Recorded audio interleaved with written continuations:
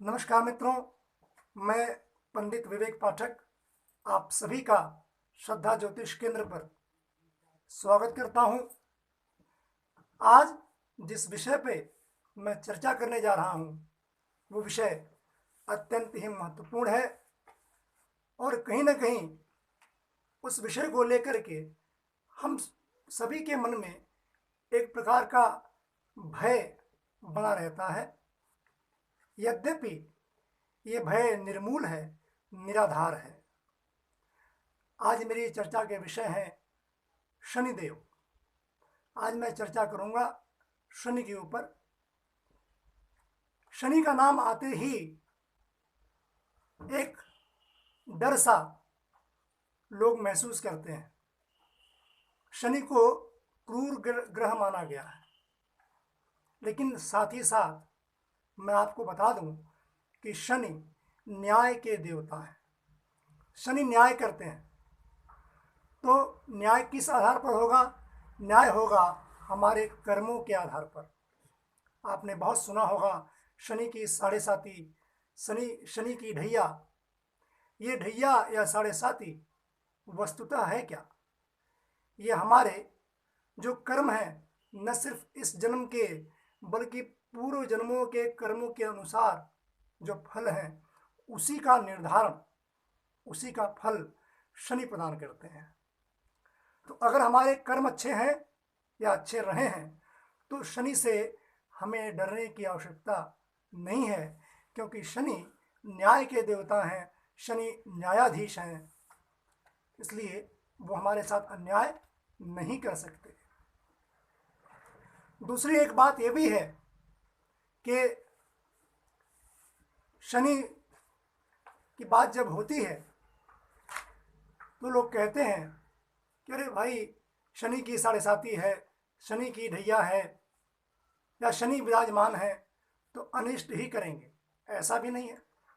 बहुत बार देखा गया है कि साढ़े साती होने पर भी या ढैया होने पर भी ऐसे बहुत से जातक रहे हैं, लोग रहे हैं जिन्हें बहुत लाभ प्राप्त हुआ है। तो शनि सिर्फ आपकी हानि करते हैं, ये कहना सत्य नहीं है। तो आइए मैं कुंडली के अलग अलग घरों के हिसाब से शनि का डिस्क्रिप्शन देने जा रहा हूं और उनसे आपको डरने की आवश्यकता बिल्कुल भी नहीं है। ये बात भी मैं पहले ही आपको क्लियर कर देता हूं। शनि अगर आपके लग्न में विराजमान हो तो क्या करेंगे? शनि आपके अगर लग्न में विराजमान है या लग्नेश शनि है तो आप ये जानिए कि निश्चित रूप से आप कहीं ना कहीं पटु होंगे, वाचाल होंगे और साथ ही साथ यह भी आप कह सकते हैं कि जो टेक्निकल चीज़ें हैं, जो टेक्नोलॉजी की चीज़ें हैं, वो आपको ज़्यादा सूट करेंगी। Okay, you will have the better hand in technology. ऐसे ही अगर शनि आपके दूसरे घर में हो, धन भाव में हो और शनि लग्नेश भी हो तो कहीं ना कहीं शनि आपके धन के मार्ग भी खोलेंगे। अगर अपनी स्वराशि में है तो ध्यान रखिएगा, अपनी स्वराशि में होने पर वो आपके धन के मार्ग भी खोलते हैं। शनि अगर आपके पराक्रम भाव में है, तीसरे घर में है, तो शनि आपको पराक्रमी बनाते हैं। ऐसा जातक जल्दी किसी के दबाव में आता नहीं है और ऐसा देखा गया है कि ऐसे जातकों के छोटे भाई नहीं होते हैं या होते भी हैं तो उनसे कोई ज़्यादा सहयोग नहीं प्राप्त होता है। शनि अगर चतुर्थ भाव में हो तो इसका मतलब है कि निश्चित रूप से बाल्यकाल में, बचपन में किसी ना किसी रूप से आपको स्वास्थ्यगत समस्या रही होगी या आपकी माता से जुड़ी कोई ना कोई समस्या रही होगी। शनि अगर पंचम में हो, पांचवें भाव में हो, तो बहुत बार शनि पंचम में बैठ करके हमारे मस्तिष्क में उल जलूल विचार लाते हैं, बेसिर पैर की बातें लाते हैं, और हम उसी में थोड़े उलझे रहते हैं, परेशान रहते हैं।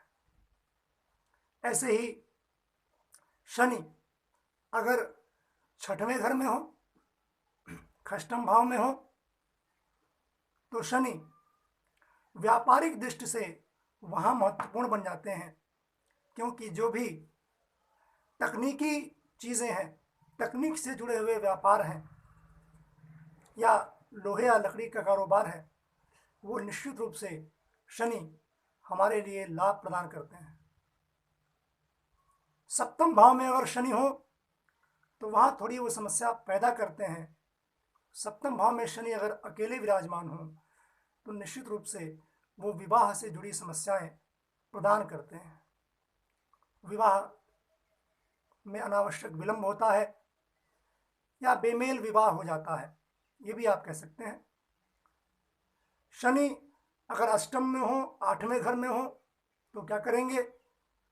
शनि अगर आठवें घर में हो तो शनि चोरी का इल्जाम लगवा देते हैं, झूठे मुकदमे में फंसा देते हैं, लोग आप पे विश्वास कम करते हैं और आपको हमेशा एक तरह से you can say that you have to give clarifications all the time to the people that I am not eligible for that, but nobody will believe on you. ये बड़ी एक बात हो जाती है अगर अष्टम में शनि हो। शनि अगर आपके नौवें घर में हो, नवम भाव में हो, भाग्य भाव में हो, तो ये आप जान लीजिए कि ऐसा जातक आजीविका के लिए स्टार्टिंग में संघर्ष तो करता है, लेकिन साथ ही आप ये भी जानिए कि वो सेल्फ मेड मैन बन जाता है और निश्चित तौर से अपने भाग्य का निर्माता स्वयं होता है और सफलता के पथ पे आगे बढ़ चलता है। शनि अगर दशम भाव में हो तो वहाँ क्या करते हैं? वो वहाँ थोड़ा पिता पुत्र संबंधों में या माता पिता से व्यक्ति के संबंधों में खटास ले आते हैं, थोड़ी दिक्कत बॉस के साथ भी हो जाती है शनि के कारण। शनि अगर एकादश भाव में हो तो ऐसा जातक उच्च का अधिकारी हो सकता है। He may have a greater post as an officer, राजदूत वगैरह भी बन सकता है, वो एम्बेसडर हो सकता है, और साथ ही साथ कुशल राजनीतिज्ञ भी हो सकता है। अब शनि अगर द्वादश भाव में हो, 12वें घर में हो, आपके व्यय भाव में बैठे हो, तो वहाँ शनि आपको धनाढ्य तो बनाते हैं, धन संपदा देते हैं, लेकिन साथ ही साथ शैया सुख में कमी लाते हैं और साथ ही साथ जीवन में काफ़ी उतार चढ़ाव देखना पड़ता है। आपने किया कुछ नहीं, कहा कुछ नहीं, लेकिन नाम तो आपका ही आएगा कि आपने ही ये किया था, आपने ही ये कहा था। अब आप चलिए, अब आप बताते रहिए, कहते रहिए कि भाई मैंने तो कुछ नहीं किया। ओके, तो ये सारी चीज़ें हैं, तो इनसे हमें सीखना भी है और इस बात का ध्यान भी रखना है, जो मैंने आपसे पहले कहा कि जो एक अज्ञात भय हमारे मन में व्याप्त होता है कि शनि है तो पनौती लग गई, ऐसा नहीं है। इट इज़ नॉट सो, ठीक है? क्योंकि ध्यान रखिएगा, शनि न्याय के देवता हैं और वो आपके कर्मों के आधार पे ही वो न्याय करेंगे। He will make justice on the ground of your functions, your actions and your work. So there is nothing to worry regarding Saturn. ठीक है? बहुत सारे उपाय भी होते हैं, इन उपायों से जुड़ी चर्चा शनि महाराज को कैसे हम अपने अनुकूल कर सकते हैं और कैसे उनका लाभ ले सकते हैं, और साथ ही साथ कुंडली के अन्य अन्य भावों में, घरों में शनि के होने से और क्या लाभ और हानि हो सकती है, उससे जुड़े क्या उपाय हो सकते हैं, इसकी भी चर्चा मैं आपको अपने अगली वीडियो में करूंगा। मैं आशा करता हूं आपको ये वीडियो अच्छी लगेगी, साथ में आपके लिए लाभप्रद होगी। एक आपसे मैं अनुरोध करना चाहूँगा कि कृपा करके मेरे चैनल, जो आपका ही चैनल है श्रद्धा ज्योतिष केंद्र, को लाइक, सब्सक्राइब और शेयर करना न भूलें। मुझे अपने कमेंट्स ज़रूर बताएं। आप सभी का समय शुभ हो। माँ दुर्गा आप पे सदा अपनी अनुकंपा बरसाएं। इसी मंगल कामना के साथ मुझे विदा दीजिए। नमस्कार।